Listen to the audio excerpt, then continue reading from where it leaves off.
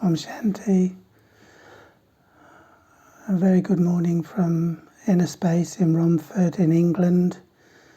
And this is a video on virtues, because it's very much believed in the Brahma Kumaris World Spiritual University that virtues are really the true income and the true source of health, wealth and happiness. And as the virtues are being chased out really of our consciousness through the negativities, then there's much less happiness naturally, because it's always been believed by human beings, whether they know it or not, that they do enjoy a life of peace, a life of love and a life of happiness. And they chase after those commodities. But what makes it temporary and superficial is that it becomes a reason to be peaceful and a reason to be happy and a reason to be loving and loveful. And of course all these reasons are really like a dried fruit. They're more like raisins than reasons. And this fruit that people chase after, which just leads to temporary happiness, means that there's these hangovers after, where you get this period of time where, because it's temporary, because it's a limited form of peace and a limited form of happiness and a limited form of love, you get the hangover, which is the downside of temporary attainments. There's always the aftermath, a hangover. And then of course, just like eating sugar, it becomes addictive, in the sense of the person will then, to get a high, try to achieve that peace and that love and that happiness of an external nature again and again, to get their fix back again. So what's happening inside the human mind is that all these virtues, they'll always still be there, but the stock of feelings, power, will have emptied, so they become weak.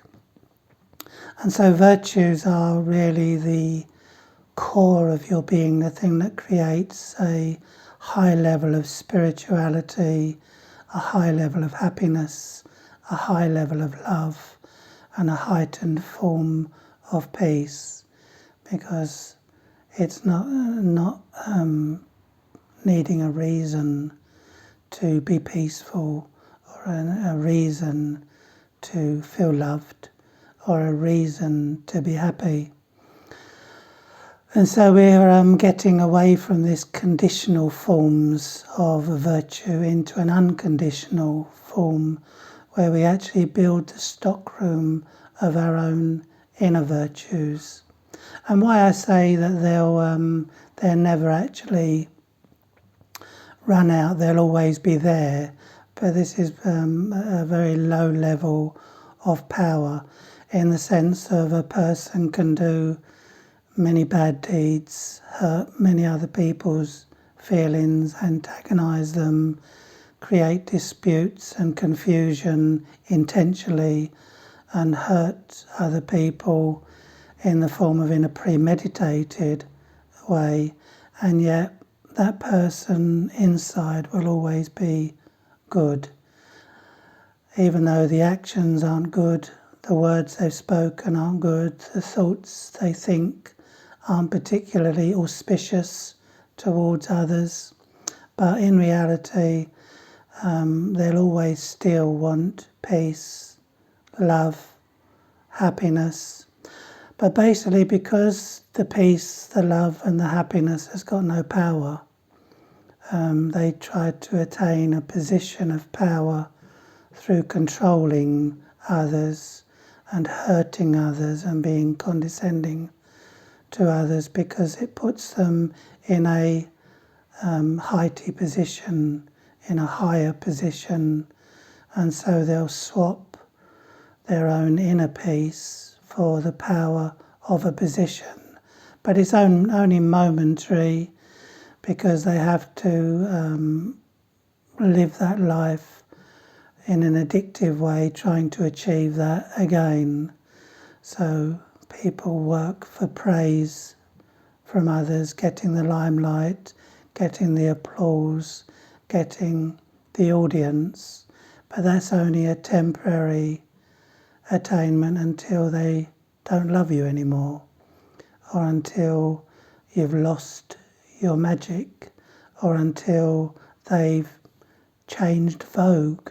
You're no longer in vogue, so you're not the talk of the town, and you're only famous for a week or two, and then they moved on to support someone else, to love someone else. And this happens in so many relationships where there's this comparison between the new boyfriends and new girlfriends and the old boyfriends and the old girlfriends. And we're basically looking for our inner virtues that we have in others. So although we've emptied this stock through these temporary attainments, we still have this inside of us. There is still love. There is still the potential for lightness. I'll actually read you the list of virtues that are in every human being, but they're not necessarily each department, each stockroom is not full of power, so there's not natural happiness, natural love, natural peace, until you choose to change the way you do things. We'll talk about that in a little while. This is the list of virtues: acceptance, accuracy, adaptability, appreciation, balance, benevolence, bravery, care, carefree, change, charity, cheerfulness, cleanliness, compassion, concentration, constancy, contentment, coolness, cooperation, courage, creativity, decisiveness, determination, dignity, discernment, discipline, disinterest, donation, easiness, elevation, empathy, encouragement, enthusiasm, faith, all in alphabetical order you might have picked up on by now, freedom, generosity, gentleness,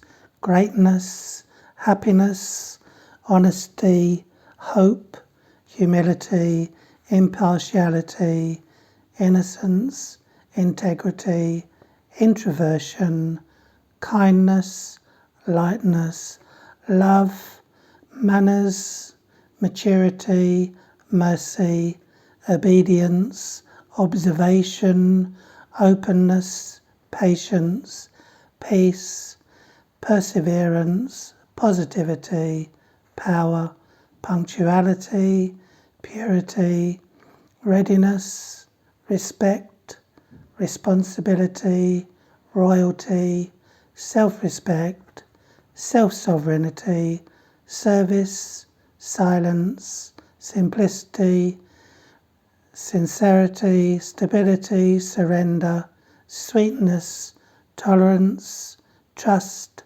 understanding, unity, and worthiness.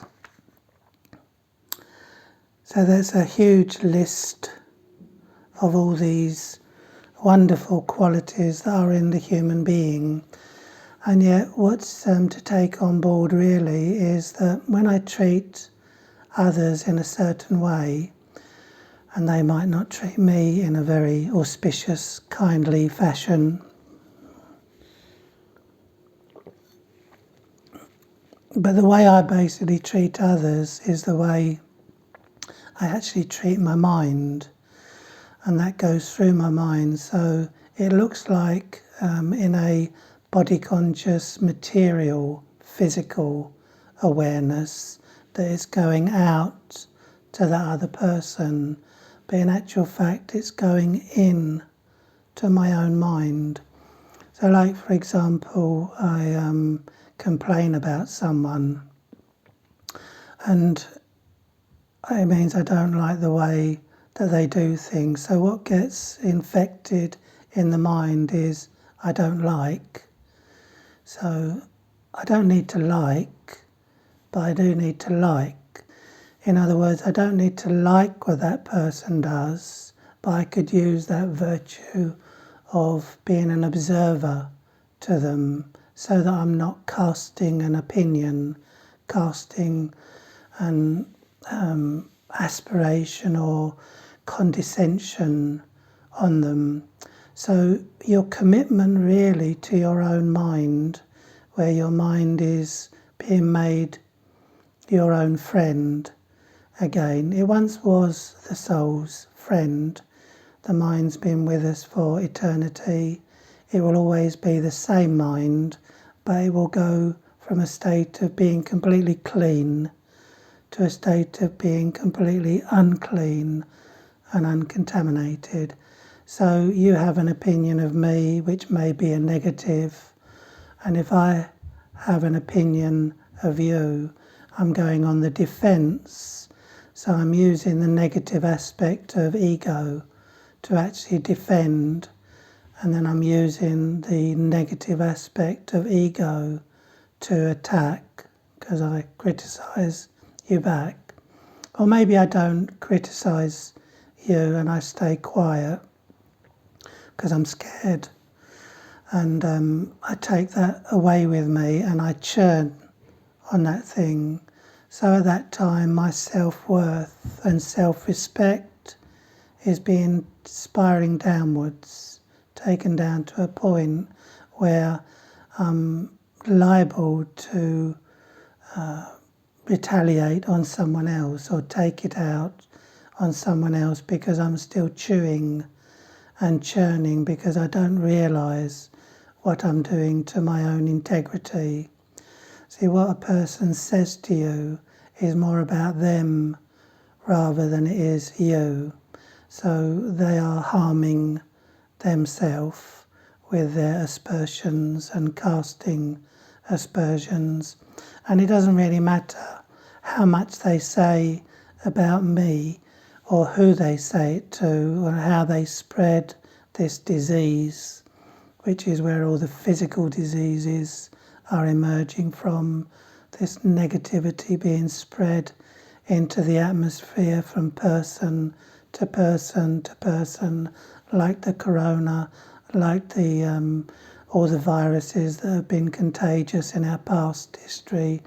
They spread like wildfire, and the hidden disease of the mind was connected to what we spread and what we brought forward. So if you're angry at me, then it's your anger, and you might give a very good reason why you're angry at me, and it might be to do with me, because I might have used some form of competitiveness, some form of mind game, some form of slander to bring you down, or defamation to so that you're seen in a lower light in other people's eyes. And agreed, I may deserve that coming back to me, but it's actually coming back to me automatically, because I've hurt my own self-respect when I was doing the bad deed about you. So when you actually come into my presence, and my very presence reminds you of what I said and what I did, that triggers your own stock of unworthiness, because you're not so aware of your worthiness if you're reacting like that. Anyway, it means your worth has been lowered, probably by trying to get worth in the outside world, which is always a reason to have worth, or a reason to have happiness, to reason to have prestige, and my self-worth being connected to the role more than it is my own self means it creates a form of insecurity. So I've got security when the matter that I'm dependent on, the house, possessions, people, are all around me. But when they've gone, then I feel worth less. So worth less is not unworthy, it's just less worth than you could have. That's why it's not called unworthy or uncaring, it's careless, just like it's fearless. So these commodities, if you like, of virtues are being replaced by vices. Basically, the ego and the attachment is actually taking on, giving us the form, the feeling of security, and when they're threatened, they don't even have to be taken away. But when they're threatened, then we spiral downwards into a state of unhappiness, and we hurt our mind even more. So the more the mind feels hurt, the more a subtle form of karma is taking place.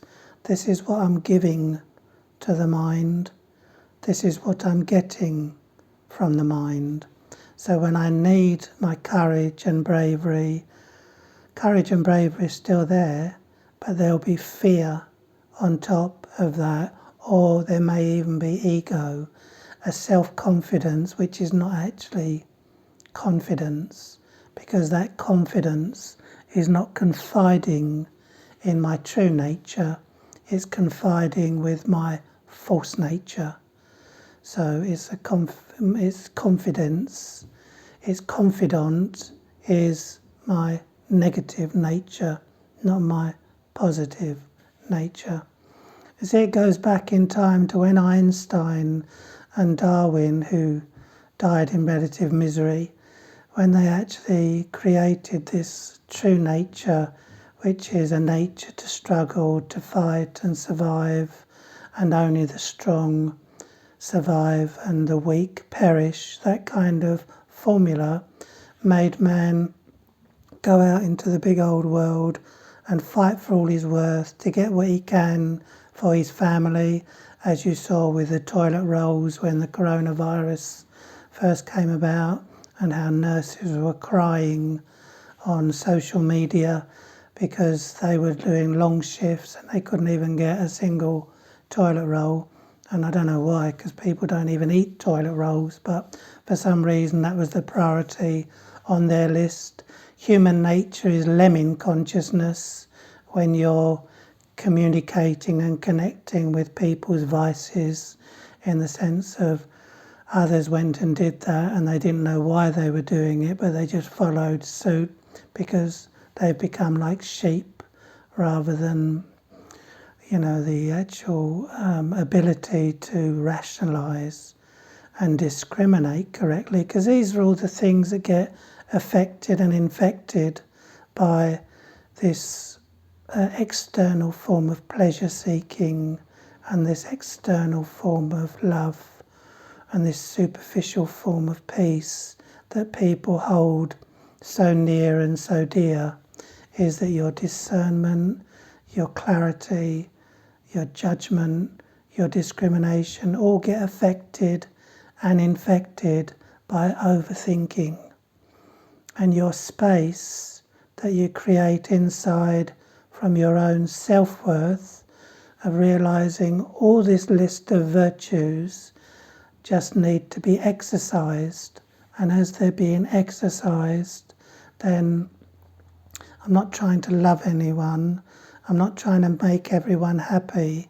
I'm just working to remain happy, come what may. Working to remain loveful, come what may. Working to remain peaceful, come what may. So when we get into this combative state that basically Darwin and Einstein and other philosophers have nurtured, then there's no question of sitting at home in a peaceful state of being and connecting with your own innate qualities. You've got to go out there to get them, and they're not out there. No one can give you that happiness, because if they did, then it wouldn't be self-respect, because the self has to deliver respect to the self, of the self, for the self. And when you look at how many qualities, although in those list of virtues, there are so many of them are in just the one aspect of love. But because love's got no power, it becomes conditional, in the sense of providing you say this, do this, act like this, don't act like that, then you're okay, you're loved. But the moment you step out of line, love doesn't have any power. So it's just a word, really, but it's always there. I remember talking to a group of prostitutes once, and they were, were kind of very low on self-worth and self-esteem and self-respect. But a lot of them were full of the ego of, I don't care what others think of me. And others were that it's quite shameful and I wouldn't want anyone to know that I'm doing this. And I remember saying to them, no matter what you've done, you can never be a bad person, because the true nature of yourself is good, always looking for good. Might be for the self, might be a selfish good, but nevertheless good inside is telling me to be good, to speak good, to think good, to act in a dignified manner, to act the way I would in front of other people, the same way I would act at home on my own. So I'm not living this duality where I'm taking off one mask and putting on another mask. So the whole aspect of life really is that people are playing so many different roles, they don't know what's real anymore and what's unreal. Which is why we call it a second nature rather than your primal nature. Your primal nature is peace, love, purity, truth, honesty, cleanliness, humility, all the qualities that you look for in others. You're actually feeling yourself. So we sometimes create a relationship based on the qualities that we have inside of ourselves, because their quality can't trigger my quality if my quality is not there. It has to be there. So it's being triggered by their presence, but it's triggering my own presence. So it's just really a catalyst. And so you're actually processing it differently. You start to have the thoughts, I am a good soul, I am a peaceful soul, I am a loving soul. Even though you might have shown or even have a stock of hate, where did that stock of hate come from? Trying to chase after love. And then I might even hate the people that have got that love, and I haven't got that love. I may just dislike them, or dislike the fact that they're happy. And when someone tells me of their good news, I might feel a bit jealous or envious, because I'm associating with their good, whereas my good can feel their good if I choose to process goodness. So goodness and kindness are the backbone of your spirituality, and they fill the coffers, they fill the stockroom of our own quality. They give us that self-worth. Your self-worth doesn't need an audience. If someone praise you today, they'll dispraise you tomorrow.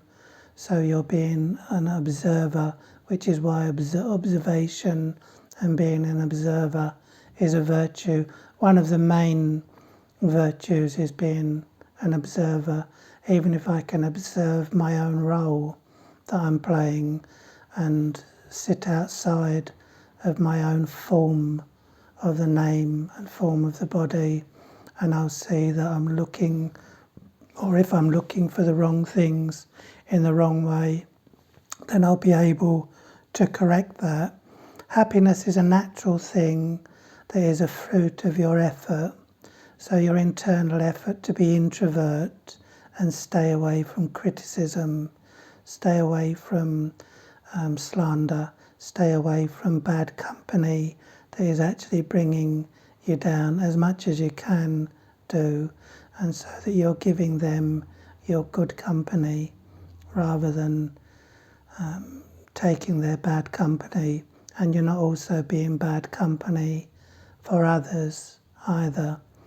Expecting change in others, well, that's a recipe for disaster, because people will change if they're meant to change in their own way. As soon as you start using force, you start using the opposite to peace. You start using peacelessness, and so your peace will be in pieces until you actually rectify it. Sometimes, because people are clearing a past account, it takes time to be peaceful again, but peace will resurface because it's your true nature. It will outlive the storm. It will come through the storm. It's stronger than the storm, except that we're feeling the storm at that moment in time, and that's like dust on the diamond. I can't actually feel the presence of my own peace because those storms of thoughts are coming to say goodbye. So they're just coming through. It came to pass. Allow it to pass. Another main aspect and achievement how you can regain your happiness is whatever happens, good or bad, in the outside world is accurate. So don't let there be any complaints about it. Don't keep saying that if things hadn't been like this, then, and if this person hadn't done this, if this person hadn't said this, they did, they were meant to, it's accurate. So you're moving away from the concept of good and bad in the external drama. It's accurate. Everything that happens for a reason. Nothing happens without a reason. So you're not trying to get your love, your peace, and your happiness for a reason, because you are the reason.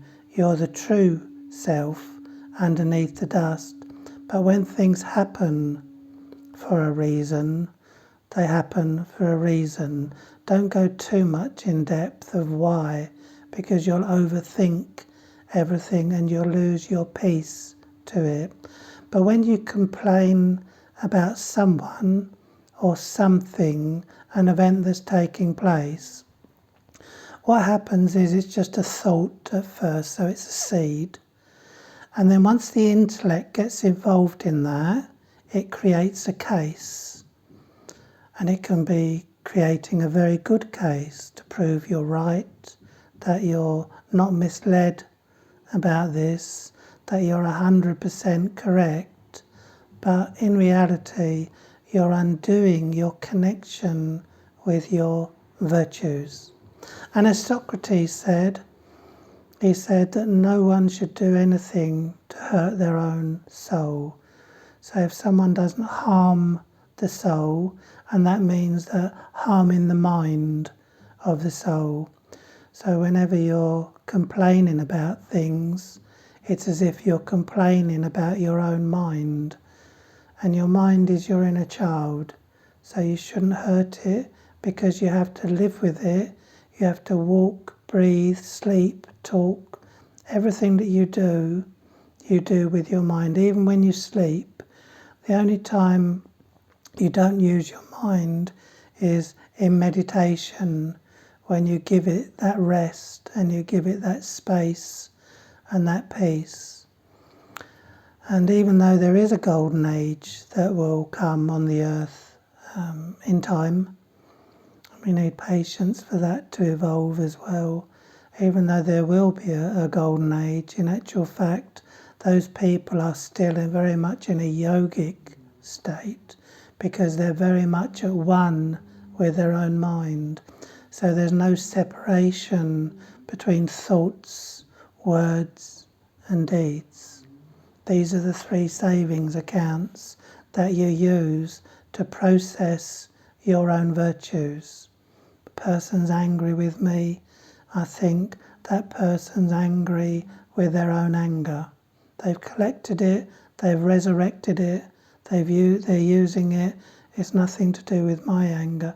Let my anger disperse with my own peace and leave the anger with them. So you're not actually taking the anger, you're not taking the sorrow. Because if you take the sorrow, if you become angry, that will affect the mind. The mind will feel a lack of self-worth, because it's an immediate karmic fruit.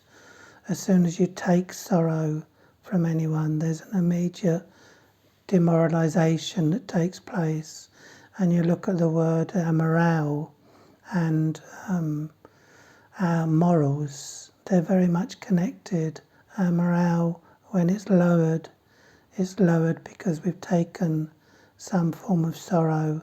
We're getting the hangover of limited peace, and our morale feels low, our enthusiasm feels low. And as soon as you reconnect to your innate qualities, you've got the flow going again. I am love. So if I love someone, then my love is being processed, but it should be love for everyone, not love for just someone. Because if it's love for someone, then it will isolate my love, and my own self-worth will diminish, and the mind will feel unloved, because it's got a focal point of neediness of that person. So you're not trying to love someone, you're just emerging, you're just learning to love again. It should be love everyone because of your own love. And of course we, in Raj Yoga or the Brahma Kumaris World Spiritual University, we always talk about a supreme source of love, because it's the image of your perfect form, your higher self. So when you're remembering God, your own qualities get processed. When you think of yourself as a child of God, then you're also instigating, emerging, inspiring your own qualities to come from the deep unconscious mind into your conscious reality. And so we want to move in love, walk in love, talk in love, become the embodiment of love. And for that, there can be no complaints, only compliments, that everything that's going on, every role that another soul plays is accurate. Whether it's right or wrong, we want to get away from that mindset altogether. If someone's wrong, how wrong are they? According to how wrong my feelings are, my history, the way that I've seen and been in life is still very much in situ in the subconscious mind, and how wrong someone is how I've processed the wrong kind of right and the wrong kind of wrong.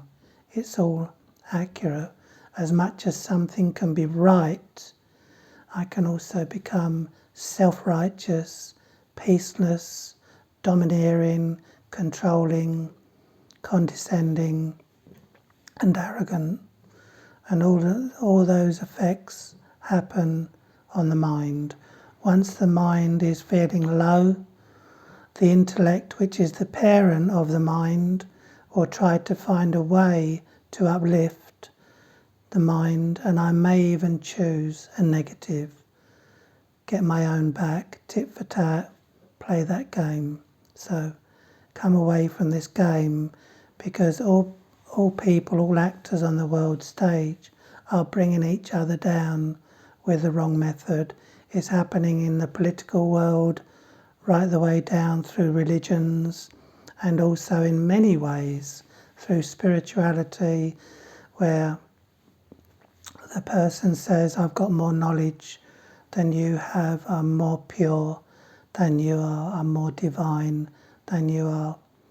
And I remember a story about Socrates, actually, where he said he was the wise, the gods said he was the wisest man in the whole of Athens. And he said, now I realise why I'm the wisest man in the whole of Athens, is because I know nothing, but you know nothing, and you think you know something. So this was a very good, humble state that Socrates would have had to process such a thought. So we'll do some meditation to finish off with, and have a good day.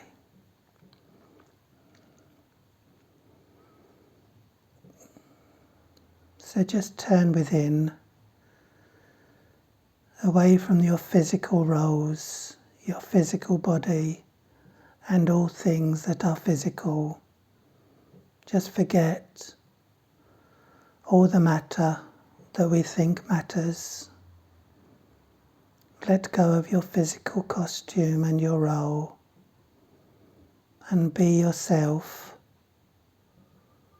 a sparkling entity, a sparkling essence of goodness, like a shining star or a shining diamond of light and love. See all weaknesses as temporary parts of you that are being shed, falling away, and the brightness of the diamond and the light is floating to the surface. Your truth is light. The darkness of the dust that created the darkness, is being removed. You're feeling cleaner, sparkling in love, in lightness, in peace, in goodness.